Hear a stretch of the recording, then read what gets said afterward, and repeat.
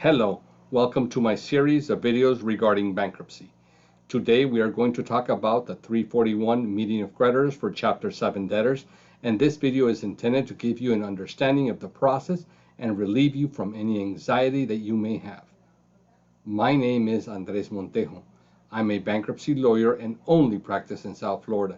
You can find my practice information below this video. So without ado, let's get right to it. Let's start by explaining what is a 341 meeting of creditors. This is the meeting where the trustee assigned to your case will ask you a series of questions to determine if you have assets available to distribute to the creditors. Many times I am asked if creditors actually appear in these meetings, and the simple answer is that rarely we see a creditor there. So all the questions you will be asked are from the trustee. On few occasions, an angry ex-spouse may appear attempting to discredit the debtor or say that he or she has lied in the petition. Since COVID-19, all 341 meetings are being conducted telephonically, and prior to the meeting you will be provided a phone number and a call and a PIN number to enter when the call is answered. At this moment, you must put your phone on mute until your case is called. On the line there will be other debtors and attorneys, so it's important that you have your phone on mute. It's like if you were entering a room full of people and you're just sitting there waiting until they call your case. By the way, this is how it's done when it is in person, and perhaps the courts will go back to live examinations in the future as they were done before prior to COVID. The typical questions you will be asked are the following. What is your name for the record? Did you personally read, review, and sign the petition and all of its schedules, and is the information true and correct to the best of your knowledge? Are there any changes or modifications you would like to report at this time? Have you listed all your assets and debts? Do you owe or pay anyone child support or alimony? Are the tax returns you provided to the trustee an exact copy of the ones you submitted to a trustee?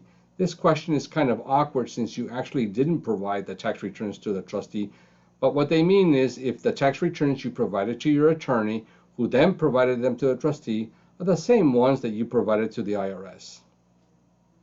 They may ask you, have you sold or given away any asset in the last year or real estate in the last 4 years? Are you expecting an inheritance? Are you suing anyone or expect to sue anyone? Does anyone owe you money? What is your employer's address? Many times in the petition we put the address that is on the pay stub, which may be completely different than your workplace address. Be mindful of that. They may ask you if you filed any bankruptcies before, and why are you filing for bankruptcy? Usually the last question is if you read the information of the U.S. Trustee's Office, which explains what the types of bankruptcies are. You should have been provided that by your attorney. These are the basic questions. The trustee may ask additional questions depending on the information you put in the petition. Now I want to give you some tips regarding the meeting. First of all, the person asking you the question is a trustee, not a judge, so it would be improper to address him or her as your honor. You should address him or her as Mr. or Madam Trustee. Be truthful, be honest. And now let me give you some tips on how you should answer all the questions.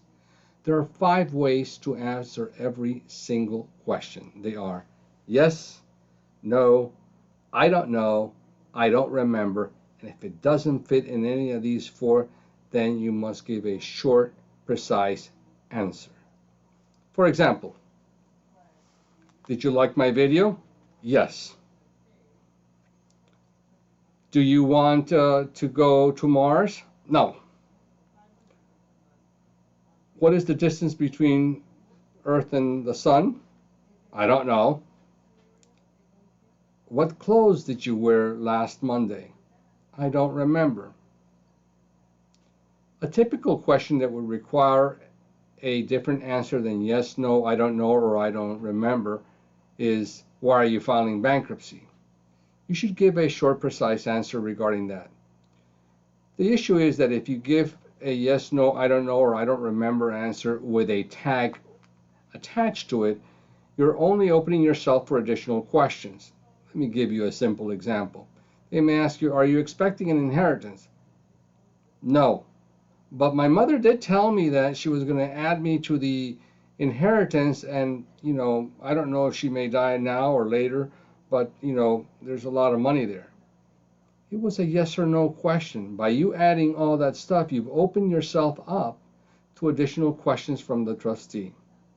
So, as I said before, be truthful, be honest, and make your answers short. I hope you've enjoyed this video and that it has helped you be prepared. Until another time, have a good day.